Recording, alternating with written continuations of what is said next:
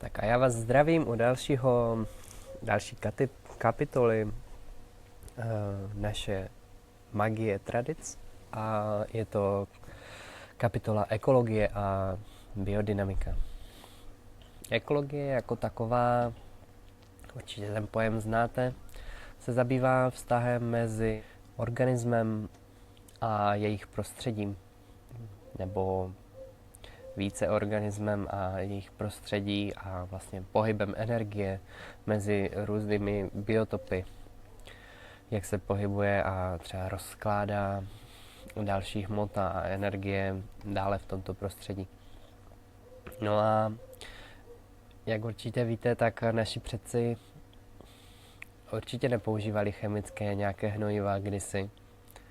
Určitě pěstovali ekologicky a podle nějakých svých zásad, aby měli plnohodnotné pránické jídlo, vypěstované u sebe v živé půdě, ne v půdě, která je ošetřena chemicky, která je vlastně tak vybůstovaná nějakýma hnojivama, aby vůbec plodila, aby přežila tu danou sezónu a neustále drancována a pěstována dokola a dokola a dokola. Jak víte určitě, i vy nechávali se pole vždy ladem, každým 4. rokem se prostě nechala pastvina, zvířata se na tom pásly, na té louce, nebylo to najednou pole, byla to louka, nebo prostě ladem necháno.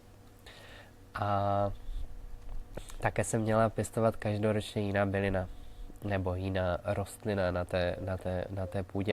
Prostě když budete pěstovat 4krát po sobě brambory na té půdě, tak ty brambory potřebují specifickou látku ke svému růstu a tu vytáhnou vlastně z té půdy a té tam potom bude chybět, takže by se to mělo prostě střídat. Každý rok jiná rostlina a 4. rokem určitě nechat ladem. A to naši předci určitě věděli, protože odkud jinak by se to vlastně mohlo zrodit. Až to potom ta modernizace trošičku tak narušila, že vymyslela hnojiva a určité pomocníky, jak se zbavit škůdců, i když to šlo určitě jinak. Tím se třeba zabývá právě ta biodynamika, která se zabývá takzvanou homeopatickou léčbou a ne hnojení půdy, ale oživení půdy. A ta hlavní myšlenka vlastně té biodynamiky, která určitě existovala dřív, ale byla založena Rudolfem Steinerem v roce 1924, kdy on vlastně nebyl spokojen s tím, co jako konvenční zemědělci vyprodukují a že to je prostě už rozdílné oproti tomu, co znali ve svém mládí třeba ty plodiny. Jo? Takže on se začal tímto zabývat a začal hledat způsoby, jak to jakoby vrátit k těm kořenům. Jeho hlavní myšlenka od toho Rudolfa Steinera, který mimochodem založil i Waldorfskou školu, kam chodí naše děti,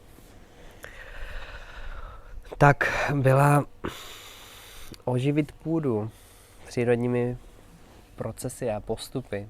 Byly to takzvané duchovní základy pro oživení půdy a on používal ty postupy homeopaticky, což znamená, že vezmete určitou látku a vezmete jenom zlomek, třeba jednu 100 tisícitinu a ta látka, i když je třeba jedovatá, homeopatie funguje tak, že většina těch homeopatických léčiv je jedovatá, ale vy tu jedovatou látku vlastně rozředíte tak mockrát, že ona se stane léčivem, protože jed definuje pouze jeho množství.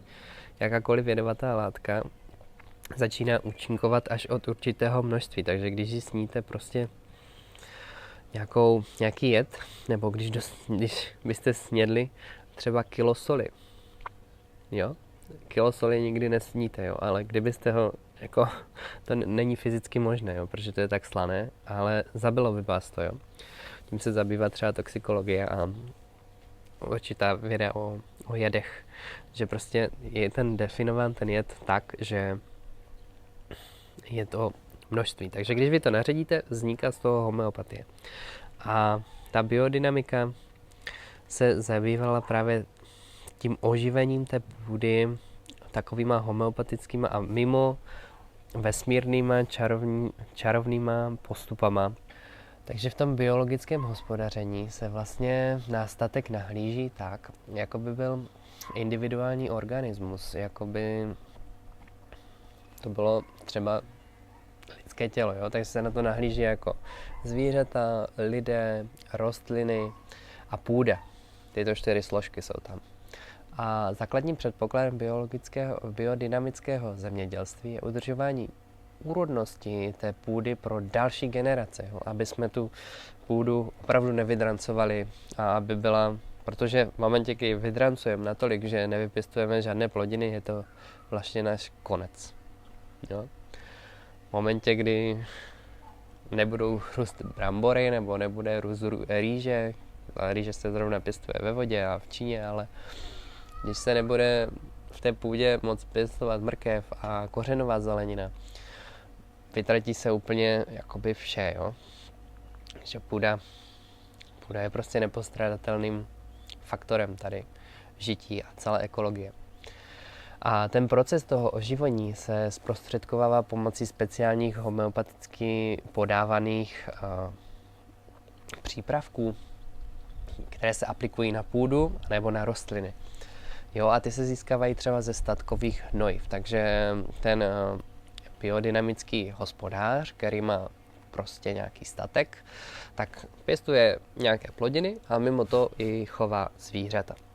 Jo, a zároveň by tam měl být uzavřen ten kruh, ten koloběh toho, že mám tolik zvířat, aby mi obhospodařili a se napásli se na té pastvě, a tak velkou pastvinu, abych uživil všechny zvířata. A zároveň ty zvířata potom vyprodukují stejné množství nebo úměrné množství tomu, abych zase pohnojil ty plodiny a tu půdu, kterou já potřebuji zase něco vypěstovat. Takže je tam takové rovnítko, jo? Že v tomto biodynamickém hospodářství by se tyto 2 části měly rovnat. Tolik, kolik mám statkového dobytka, tak tolik mám půdy, abych to uživil obě a bylo to vyrovnáno, tyto energie. A ten proces oživení se zprostředkovává pomocí těch speciálních preparátů, které se získávají z těch právě statkových hnojiv, nebo prostě z těch výkalů, z těch exkrementů, anebo se získávají taky z bylin nebo z křemene. To je taková speciální metoda z toho křemene. No a z těch bylin můžeme třeba uvést heřmánek, můžeme uvést kopřivu, můžeme uvést pampelišku, můžeme uvést kozlík, dubovou kůru nebo řebříček. A tyto bylinky se následně plní do prostě zvířecích, to je taková speciální magická technika, kdy to vlastně nevím, jak na to přišli, ale museli jako věřit v tu astronomii a vnímat, být daleko více v souladu v té přírodě ti předci, protože vymyslet to, že tyhle byliny se homeopaticky podávají a vlastně určitým magickým způsobem ještě oni se vzali a vydlabali se rohy od krávy. Ta kráva měla mít už nejmíň aspoň 3 nebo 4 vrhy telat, což znamená, že už měla 4krát byla matkou, nebo 3krát. A ty rohy se vydlabaly, udělala se takový, jak když máte trubku. A do toho se ty byliny nasušily a nebo se tam právě dal ten křemen, anebo se tam dal ten kravinec. Jo? A jedno to hnojivo se třeba nazývá roháček. Roháček, protože se to dává do toho rohu od té krávy. A výchozím materiálem pro tento preparát je vlastně ten čerstvý kravinec. Jo? Měl by být co nejvíc čerstvý, nemá být uschlý na sluníčku. Vlastně hned jak vyjde z krávy. A tím čerstvým kravincem se naplní právě ty kravské rohy, vnitř vydlabané. Rohy jsou potom ukládány do země. Což znamená, že se vykopou velké jamy na podzim, v září nebo v říjnu a nechají se tam přes zimu ležet. Vytáhnou se těsně před Velikonocemi a vysype se celý ten obsah a jako homeopaticky naředěný postřik se aplikuje na půdu, která ještě není vysemeněná, na které se ještě nezasely. Jo, takže ten postřik se musí alespoň jednou na tom poli aplikovat za rok. Jinak to vlastně nejde definovat to hospodářství jako biodynamické.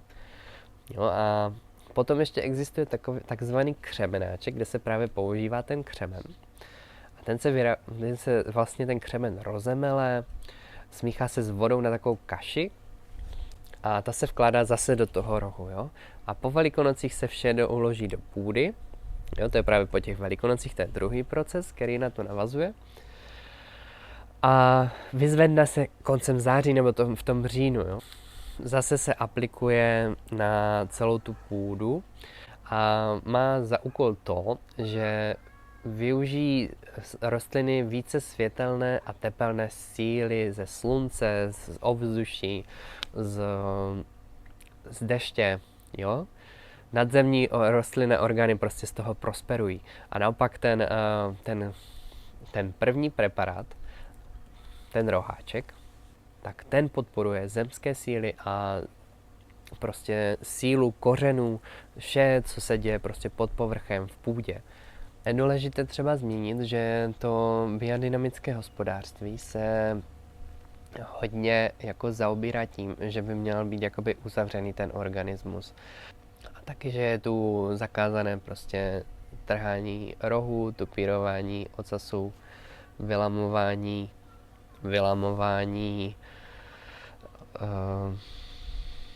zubů, odrohování kráv a nebo zkracování letek a nebo zobáků, když chováte drůbež.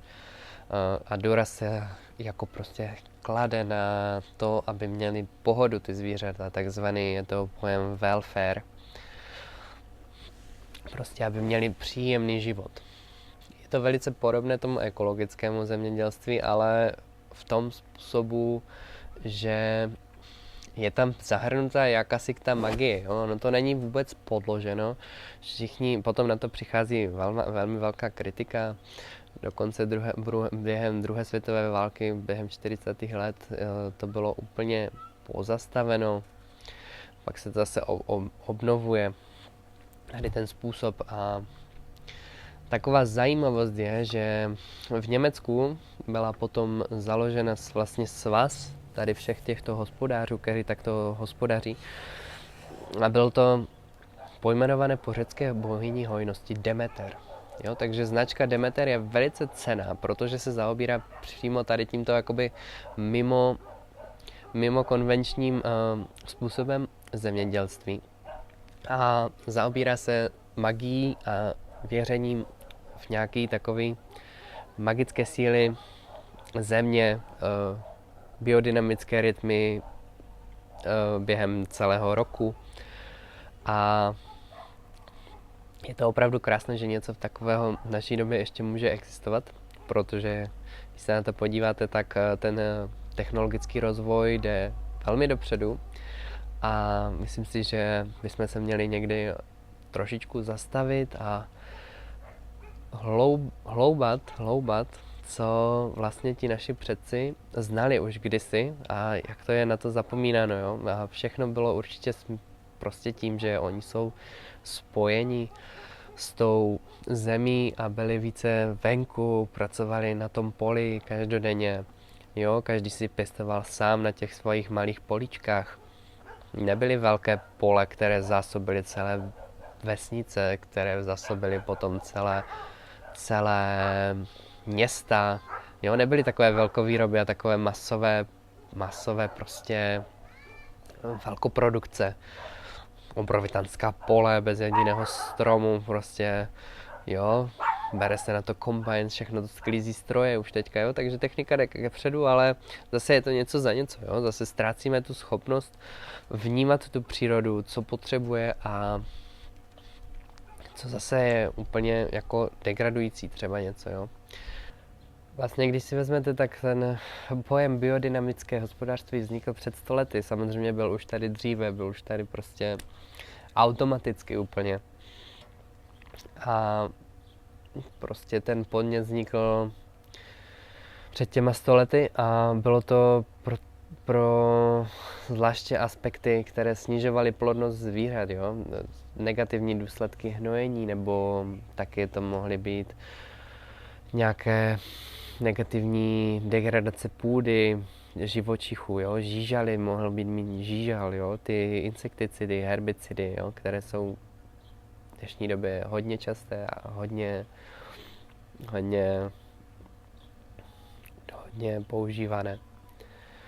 Myslím, že zkuste hledat. V Česku teda je jenom jedna vinice v Kutné Hoře, biodynamicky se zaobírána.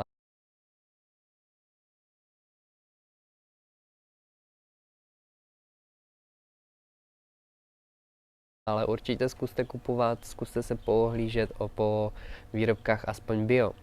Jo? Zkuste najít lokální farmáře, kteří to zeleninu nestříkají.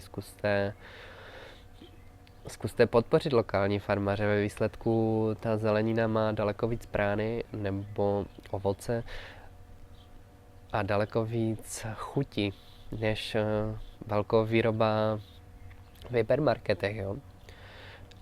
U kterých vlastně i třeba někdy váháme, jo? Jak jsou takové ty konspirační teorie, že váháme, jestli teda to bio je vlastně bio, jo? Protože jsou takoví ti hejtři, kteří vlastně říkají, že bio se jenom sype v noci, jo? Což nikdy nevyvrátíte a ani nikdy nepotvrdíte, jo? Takže zkuste najít farmáře, zkuste se třeba i ve vedlejší vesnici zeptat, zkuste se pídit, zkuste si vypěstovat vlastní rajčata, i kdyby to bylo na balkoně, jo? Zkuste vypěstovat vlastní jahody v truhlíku na balkoně nebo na zahrádce. Jo? Hrajte si s tím, že se vracíme ke kořenům, že zkuste si hrát s tou myšlenkou, že se vracíme ke kořenům a že tady chceme udržet tu půdu pro naše další generace, že ji nechceme jenom udržet ve stejném stavu, ale že ji chceme zlepšovat, že ji chceme neustále udržovat a být součástí ekosystému jako člověk, který ho nezatěžuje. Jo? I když jsme, říká se, přemnožený druh, tak buďme v souladu s přírodou, který vlastně je prospěchem. Jo? Jsme jediní, kteří umí myslet, kteří umí zvažovat naše činy. Třeba ještě, co můžeme použít za tu metodu biodynamického hospodářství, je, že oni třeba používali metodu zpopelňování, jo? Že pozbírali na bramborách, když měli škůdce, nebo jakýmkoliv škůdcům a chorobám se snažili předcházet, jo? Co nejvíc. Ale když k tomu došlo, tak třeba pozbírali mandelinky bramborové na bramborách, oni je spopelnili a následně ten popel jako homeopatický přípravek opět aplikovali na ty brambory, aby vlastně vznikla obranyschopnost toho bramboru jako té rostliny takové, jo. No, to je fakt krásné, jo.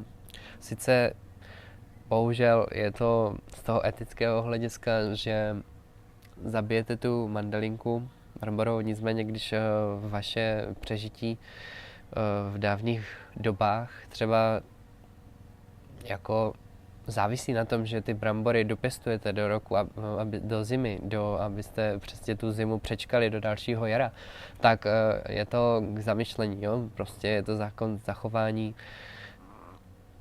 našeho druhu, jo? Jo, ale je to taková otázka, jestli teda, když na tom závisí vaše hospodářství, že vypěstujete brambory a nemáte přístup tehdy, v té době našich staropředků k nějakým chemickým přípravkům, insekticidům proti mandelice bramborové, tak použijete prostě tuhle metodu homeopatickou, kdy předejdete vzniku dalšího napadení a abyste docílili prostě té úrody, ať přežijete zimu, celá vaše rodina, ať přežije zimu, jo, nebo ať zaopatříte prostě finančně aspoň tu rodinu, jo, že to někde prodáte, aspoň po vesnici. Třeba tehdy z toho jednoho statkáře kdysi mohla žít půl vesnice, že, to, co on vypěstoval, když měl velké pole, tak uživil třeba prostě půl nebo čtvrt vesnice, že. A ti lidi si to koupili a přežili zimu do dalšího jara, že neumřeli hlady. Takže určitě je to krásný přístup, který byl neskonale starý a měl by se zachovat, jo. Neměli bychom určitě používat nějaké chemické látky a ta biodynamické hospodářství je moc krásná teorie.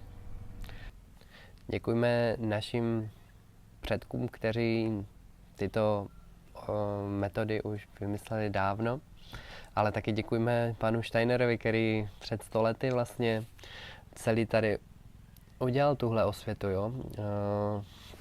Který to vedl k té etickému přístupu vůči chovaným zvířatům, který vedl k ochraně životního prostředí a udržení biodiverzity, jo? A který vlastně doporučil biodynamické preparáty, jo? Které podle jeho vize zlepší úrodnost půdy, odolnost plodin vůči chorobám a proti škůdcům. A největší důraz vlastně kladl na použití těchto preparátů při přípravě toho kompostu, který se následně aplikoval do té půdy. A taky to bylo všechno provázané v měsíčním kalendáři, jo? A v lunárním kalendáři, že se to aplikovalo zase před úplňkem 3 dny, aby to mělo tu největší sílu té aplikace do té půdy a nejvíce to střebalo. Prostě kladl se důraz už u těch předků a taky on to udělal tu osvětu teďka znovu, aby se na to nepozapomnělo úplně a nevytratilo se to, že ten důraz je kladen na výsadbu a výsev biodynamických plodin v optimálním období. Jo? Že nebudu prostě sadit před 3 zmrzlýma něco, co mi potom, jo, když mi to v dubnu vysadím a že už je jakoby dobře, tak následně mi to pomrzne a můžu sázet znova potom, jo? Takže prostě 3 zmrzlí 5. května nebo 15. května. Do této doby ještě mohly přijít prostě jarní mrazíky přízemní, jo? Které nám spálí ty čerstvě nasazené rostliny. Jo? To jsou takové věci, které se tradují už mezi našima babičkama a staršíma generacema a předává se to z generace na generaci a je to prostě krásné, že se to uchovává. Jo? A ta biodynamika se dívá na pěstování těch zemědělských plodin, chov zvířat a zemědělského hospodaření všeobecně jako součást kosmických procesů, jo? Nějakých kosmických cyklů. A taky počítá s vlivem planet, hvězd, měsíce, slunce, souhvězdí a jejich umístění ve zvěrokruhu. Jo? Takže opravdu se tam pracuje s těmito krásnými věci a já tedy vám přeju hodně sil a zdraví a krásných myšlenek ohledně zachování a vyživení půdy pro další generace.